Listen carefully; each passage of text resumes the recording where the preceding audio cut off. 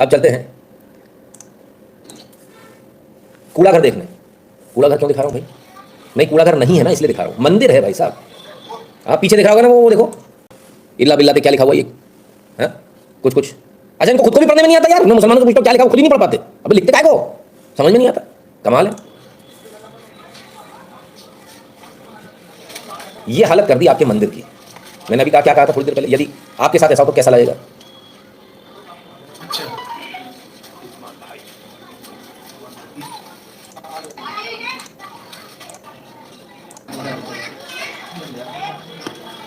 People का पेड़, पेड़ के नीचे मंदिर, मंदिर को बना दिया कूड़ा घर, कचरा फेंक फेंक के, क्योंकि चारों तरफ मुसलमान रहते हैं।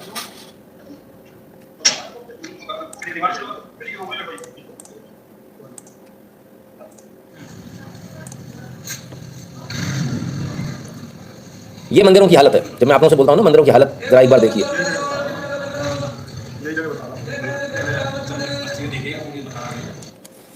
अब ये स्थिति क्यों है? ये स्थिति इसलिए क्योंकि आपने जो अपनी असेंबली की प्लेस है ना, उसको बदल दिया। अब आप अपने घर में करते हो, जन्मदिन मना रहे हो, घर में मना रहे हो। मंदिरों में मनाइए, छोटे छोटे मंदिरों में जन्मदिन मनाना, वहाँ मनाइए। साफ सफाई का विशेष ध्यान रखिए। आप पार्टी करते हो ना, भंडारा करो ना, वहाँ बुला लो, खाना ही खिलाना ना आपको। मंदिर में बुलाइए, मंदिर में खाना खिलाइए लोगों को, पत्तल पे जमीन बैठा के। उसके बाद जो है उसको साफ सफाई कीजिए। वहाँ पर एक व्यक्ति को और रख लीजिए, वहीं पूछ लीजिए कि यहाँ पर कौन साफ सफाई करने आता है, उसको 100-500 रुपये का नोट दीजिए, पूरा साफ चकाचक करके जाएगा। आपका भी फायदा, मंदिर का भी फायदा, मंदिर के आसपास रहने वालों का भी फायदा, सबका फायदा। और साफ सफाई होती रहेगी, मंदिर जीवित रहेंगे। मेरे घर में परेशानियां हैं, मेरी बीवी ने मुझ पर केस कर दिया, मेरे बच्चे को बीमारियां हैं, मुझे बीमारी लगती रहती है, मेरे घर में शांति नहीं है, मेरे घर में ऐसा है, मेरे घर में वैसा, तो होगा ना। जो अपने आराध्य को, अपने भगवान को, अपने देवी देवताओं को नहीं पूछता, जिसे मंदिरों की चिंता नहीं है, उस समाज के साथ क्या होगा? यही सब होगा जो हो रहा है। इतनी ही बीमारियां लगेंगी जो लग रही हैं। सीधी सी बात है। आपकी रिंगटोन क्या है? हाँ, बताइए ना, आपकी रिंगटोन क्या है, आपकी कॉलर ट्यून क्या है? वो सब कुछ बता देगी आपके बारे में।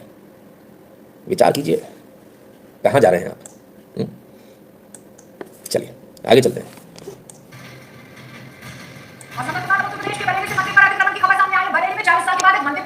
मुस्लिम परिवार के कब्जे से मुक्त करवाया गया है। पिछले 40 साल से गंगा महारानी मंदिर पर मुस्लिम परिवार के कब्जे में था, जिसे अब खाली करवा लिया गया है। पुलिस की मौजूदगी में उस मंदिर में रह रहे मुस्लिम समुदाय के लोगों को बाहर निकाल दिया गया है। वाहिद अली नाम के शख्स के कब्जे से मंदिर को मुक्त करवाया गया है। मंदिर से इस्लामिक झंडे को हटाकर भगवा झंडा यहाँ पर लगाया गया है। वाहिद अली ने 40 साल से कब्जा कर रखा था। वाहिद अली कौन है? चौकीदार रखे गए थे, वही जो मैंने आपको न्यूज़ बताई थी। चौकीदार रखा, हाँ, राधा रानी मंदिर में। मंदिर गया पूरा, खेल खत्म। जानकारी मिल पा रही है कि 250 साल पुराने गंगा महारानी मंदिर पर 40 साल से इसी परिवार का अवैध कब्जा था, लेकिन कलेक्टर के फैसले के बाद वाहिद अली के परिवार ने अपना सामान एक एक कर यहाँ से बाहर निकाला। इसके बाद कुछ लोगों ने आगे अली के परिवार ने अपना सामान एक एक कर यहाँ से बाहर निकाला। वाहिद अली के परिवार ने अपना सामान एक एक कर यहाँ से बाहर निकाला। इसके बाद कुछ लोगों ने आगे बढ़कर उस मंदिर के ऊपर भगवा झंडा भी फहरा दिया। वाहिद अली वही भाई साहब जो कल तक कागज दिखा रहे थे हमारे पास, तो कागज है, रजिस्ट्री हमारी जगह। 40 साल में कागज ही बनवा लिए भाई साहब, फर्जी रजिस्ट्री भी हो गई, फर्जी सब हो गया। 40 साल में सारे कांड हो गए। लेकिन प्रशासन ने जब डंडा किया तो अपने आप अपना सामान हटा लिया। किसी ने निकाल के नहीं फेंका, कोई ये बोले कि निकाल कर फेंका। चीज़ों को जैसा है वैसा रहने दीजिए। इसके बाद मंदिर पर जो है झंडा भी फहरा दिया गया। ये लीजिए, भगवा झंडा आ गया मंदिर पर।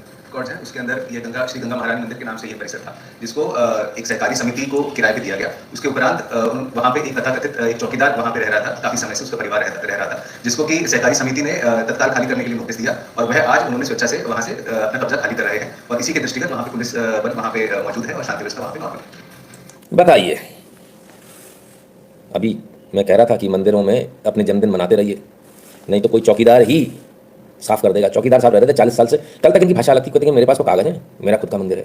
मंदिर नहीं, मेरा घर है, मैंने बनवाया। 250 साल पुराना मंदिर, 250 साल पुराना। चलिए, कब्जे से मुक्त हुआ, आज़ाद हुआ, पर आप संभाल के रख पाओगे क्या? बड़ा सवाल तो ये, आप संभाल के कितने दिन रख पाओगे? कितने दिन लोग जाएंगे झंडा लगाने?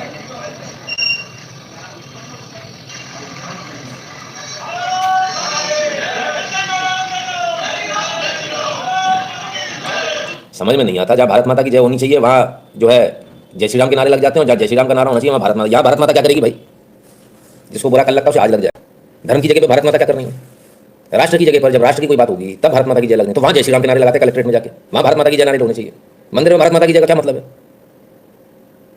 मंदिर में सिर्फ 2 ही बातें होंगी, भगवान जयकारा वीर बजरंगी, जय श्री राम, जो हमारे धार्मिक नारे हैं वो लगेंगे। और जय श्री राम तो धार्मिक नारा भी नहीं है, ये तो अभिवादन का एक तरीका है। जैसे आप नमस्कार बोलते हो वैसे जय श्री राम है। ठीक है ना? तो भाई थोड़ा सोचिए, विचार कीजिए, कहाँ क्या नारे लगा देते हो आप लोग भारत माता की जय बोल के उसको जबरदस्ती में। भारत तो सेक्युलर देश है। जिस दिन या तो आप उसको हिंदू राष्ट्र अपने किताबों में कागज में लिख लो, है तो सही हिंदू राष्ट्र, पर आप अपने किताबों में तो लिख लो। तब आपने सेक्युलर सोशलिस्ट घोषणा दिया, उसको इमरजेंसी लगाकर, उसको हटा लो पहले, तो समझ में भी आए। चलिए और आगे चलते हैं। जहाँ जहाँ कब्जा करने की प्रयास से कुछ किया जा रहा है, वहाँ वहाँ कैसा होता है उसके बाद जरा उसको देखिए। अपमान भी कैसा होता है उसको देखें लोग और समझें अवैध कब्जा कितना बेकार है, कितना गलत है।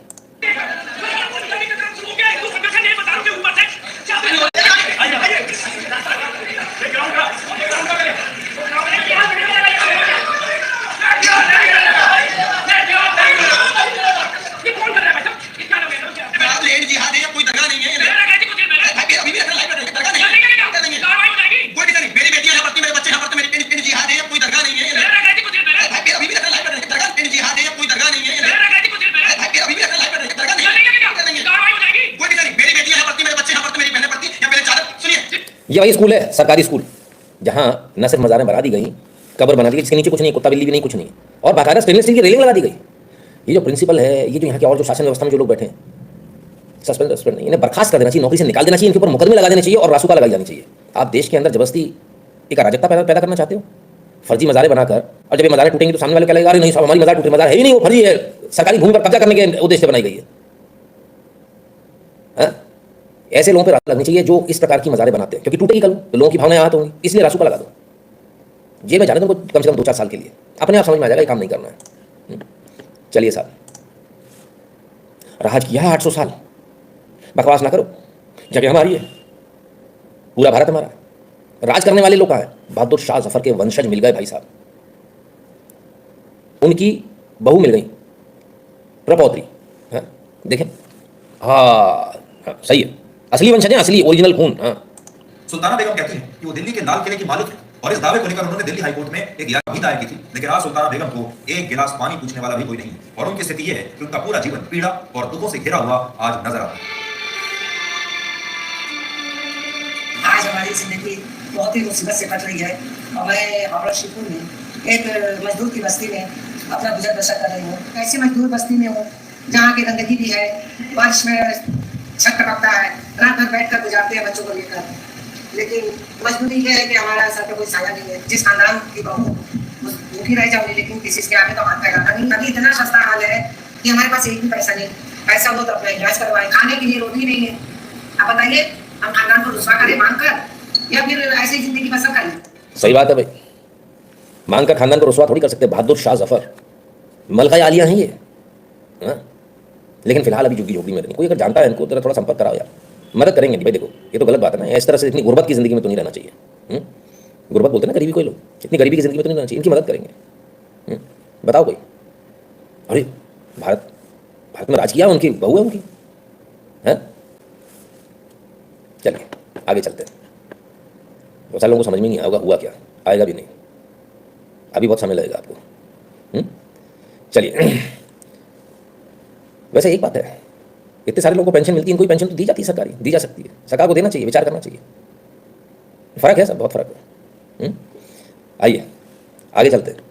और स्कूल में हमने कहा यहाँ पर पढ़ाया जा रहा है, यहाँ पर कट्टरता सिखाई जा रही है, मानसिकता बदली जा रही है। स्कूल नहीं भेज रहे, मदरसे भेज रहे। जब मदरसे भेजते तब क्या स्थिति होती है उसको भी देखिए। ये है साहब, ये डॉक्टर इंजीनियर नहीं बनेंगे, क्या कर रहे हैं जरा देखिए।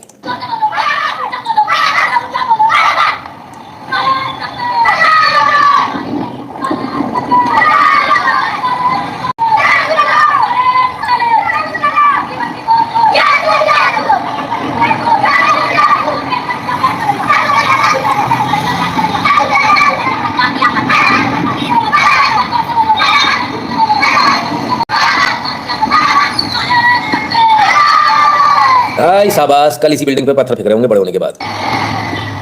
मजे की बात यह है, मजे की बात ये जो बच्चे हैं, थोड़ा इधर लाओ, ये जो पगड़ी है ये भारतीय, विशुद्ध भारतीय है, यूं कहें हिंदू है। ये पगड़ी भी आ गई, अलग अलग टोपी आ गई, सारे नारे तकबीर भी लग गए, रुकैया भी नाम आ गया, सब आ गया। भाई साहब पहले आपस में डिसाइड करो। आज ये जो बच्चे आपस में साथ में नारे लगा रहे, कल एक दूसरे को मार रहे होंगे, हम इसको नहीं मानते, हम उसको नहीं मानते। वो रो तो रहे थे, वो रुकैया जी की तो दरगाह थी जिसको बोल रहे थे अब हम जा रहे हैं यहाँ से सीरिया में, तो तोड़ देंगे लोग, बहुत बुरा होगा। पढ़ने की जगह ये सब सिखाया जा रहा है, क्या करोगे? जफर को तो चौराहे पे लटका दिया था अंग्रेजों ने। राम राम राम राम राम। चलिए आगे चलते हैं। मेरा उद्देश्य कुछ और है, मुझे बहादुर शाह जफर या उनके उससे कोई मतलब नहीं है, मेरा उद्देश्य कुछ और है, ठीक है ना। मैं इंसानियत की बात करने वाला आदमी हूँ। चलिए आगे चलते हैं। वो क्या नाम था उसका? अलान। वो शिप में से जो बच्चा था वो डूब गया था, फिर धुल कर इधर आ गया था समुद्र के किनारे। उसमें कोई दिक्कत थी क्या? हाथ पाँव बंधे थे क्या? नहीं। अरे हाथ पाँव बंधा हुआ अलान दिखाएं कि इसकी कोई बात नहीं कर रहा। ओ हो, लीजिए, हाथ पांव बांधकर समुद्र में फेंका था बांग्लादेशी हिंदू को, और समुद्र में इनकी लाश तैरते तैरते समुद्र के बाहर आ गई। इसकी फोटो भी खींचो, ये कहीं गई क्या दुनिया में फोटो? नहीं। जस्ट इमेजिन, ये बांग्लादेश में हो रहा है।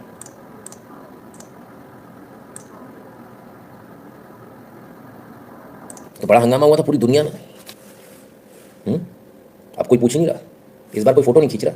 सेंट मार्टिन आइलैंड, वही जिसको अमेरिका को जो आइलैंड चाहिए, उस पर इस हिंदू की लाश आ गई। कोई फोटो खींचेगा? ये भी उसी पोजीशन में ऐसी उल्टा लेटा हुआ। वो इलीगल इमिग्रेंट था, जो जा रहे थे उसमें वो इलीगल इमिग्रेंट थे। ये लीगल इमिग्रेंट नहीं है साहब। ये अपने देश में, जो इसका देश है, वहाँ इसका घर है, बार है, आराम से रह रहा है, बीवी बच्चे हैं, बीवी बच्चों को तो मार काट दिया होगा। इसकी लाश को हाथ पांव बांध कर समुद्र में फेंक दिया, और समुद्र में लाश धुलकर किनारे आ गई। बच्चे के लिए तो बड़ा हंगामा था, बच्चों के बाप के लिए, जो पूरा परिवार जो यतीम हो गया उसके लिए कोई नहीं बोलेगा, कोई फोटो नहीं खींचेगी, क्योंकि हिंदू है।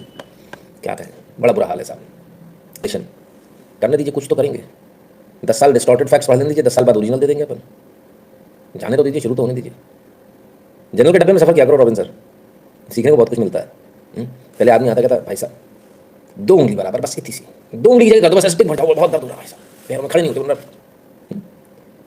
2 उंगली बराबर की जगह, आधे घंटे बाद जो 2 उंगली की जगह मार रहा होता है वो लेटा होता है, और जो लेटा हुआ होता है वो 2 उंगली की जगह बैठा होता है। तो हमें अपने कैलिबर पे भरोसा होना चाहिए। 2 उंगली की जगह बस इतनी टिक भर जाऊं बस। हाँ? क्योंकि हम 2 उंगली की जगह पे विश्वास नहीं रखते, इसलिए हम इतने पीछे हैं शायद। इसलिए हमने कहीं भी अपने धर्म को प्रचारित करने की कोशिश नहीं करी। यही वो कारण है कि अभी मैं आपको आपने अच्छा एग्जाम्पल दे दिया, समय कम रहता समस्या वहाँ। अभी एक सज्जन ने मुझे फ़ोन किया, कहते sir out of the time phone कर रहा हूँ, आपको माफ़ी चाहता हूँ ऐसा। और एक कट्टर क्रिश्चियन जिसने जीवन भर हिंदुओं को गाली दी, उनका कलीग साथ में काम करता है, उसका रिटायरमेंट है, बड़ा परेशान है मेंटली, ये वो करके। तो उन्होंने उससे बोले आपकी परेशानी का समाधान हो जाएगा, आप गीता पढ़िए। और बंदा गीता पढ़ने को तैयार हो गया। कौन? जो सुबह उठते ही गाली देता था हिंदुओं को, शाम तक गाली देता था। आप कहकर उनको इतना अच्छा लगा, बोले आप बोलते गुरुजी मैंने बोलकर देखा, सच में ऐसा हो गया। आप बोलकर तो देखो, रामायण पढ़ो, गीता पढ़ो, शांति मिलेगी आपको इससे। पढ़कर देखिए, मत समझिए कि धर्म ग्रंथ है, आप तो ऐसे ही पढ़कर देखिए। खूब पढ़ते हैं लोग, खूब मानते हैं लोग, खूब लोग घर वापसी करते हैं, उनको अच्छा लगता है सनातन धर्म, वापस आ जाते हैं, बोले अरे हम यहीं से गए थे। हम नहीं कह रहे, वो ऐसा कहते हैं। तो अपना ट्राई हमको जरूर करना चाहिए। और ये मैं आपको सच्चाई बता रहा हूँ, वो सज्जन अगर हूँ तो कृपया कर अपना तस्दीक कर दें यहाँ पर। नाम मैं यहाँ किसी का लेता नहीं हूँ, क्योंकि पता नहीं किसका नाम लेना है किसका नहीं लेना। कुछ लोग कहते हैं हमारा नाम ले दिया, अपने लाइफ में बवाल हो गया, किसी ऑफिस में बवाल हो जाए, किसी घर में हो जाए तो क्या फायदा। क्लियर? तो ये चीज़ें भी होती हैं। तो खैर, वो रॉबिन जी एक और चीज़ बोल रहे, सिमिलरिटी नहीं है। अब बहुत सारी बात हमने क्या कहा, बहुत सारी बातों में सिमिलरिटी, बहुत सारी बातों में नहीं है सिमिलरिटी। वो कहते सूरज चांद होता है, हम भी कहते सूरज चांद होता है। वो कहते चांद से चलता है, हम कहते सूरज से चलता है। सिमिलरिटी क्या है? सिमिलरिटी है कि खगोल शास्त्र आप भी मान रहे हो, खगोल शास्त्र हम भी मान रहे हैं। आपके त्यौहार भी खगोल शास्त्र से ही चल रहे हैं, कुछ किसी और चीज़ से नहीं चल रहे कि चांद जब ऐसा होगा तब ये मनाया जाएगा।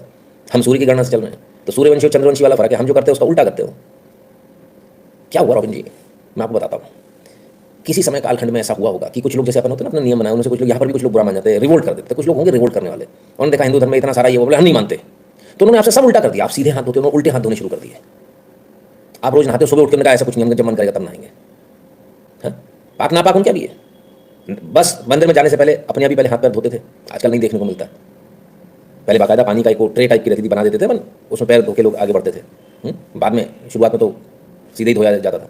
वो भी यही करते हैं, वजू करते हैं। इसके बाद में क्या, आपसे हर चीज़ उल्टी करनी है। आप सीधे तवे पर रोटी बनाते हो, उन्होंने उल्टी बनानी शुरू कर दी।